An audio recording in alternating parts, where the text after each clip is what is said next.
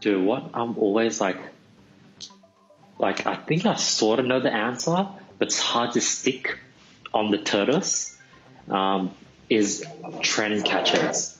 For example, you know, people who, you know, when trends happen, things happen, they jump on the trend and they capitalize on it, they make tons of money, and they wait for the next trend. For example, like people jumping on stocks. For example, the guy I was talking about on the podcast, like he trades stocks, he bought watches, he did e-commerce, he worked with influencers, he had clothing brands, he had all these different things, and it was just like capitalizing on so many trends, and he's been able to do pretty well off doing so. And everyone's talking about stocks, and everyone's talking about jumping on things early, buying stocks, should I do all these things? Then like when I like really take a look at what the people at the top are doing, like Jeff Bezos isn't capitalizing on COVID.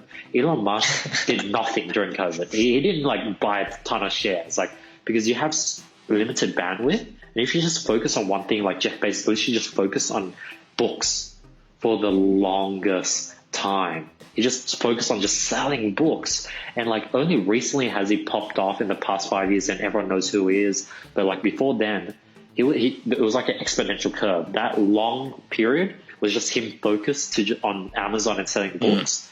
And people can sort of like, the normal trend is like up, down, up, down, up, down. And you can do that by following trends, and you become like Warren Buffett, you become like all those like rich Robert Kiyosaki, all these like billionaires by the age of like 80. But like, if you really want to kill at a young age, you have to go the slow route and just watch everyone accelerate you, but then know that when you're 40, you're just like out thing.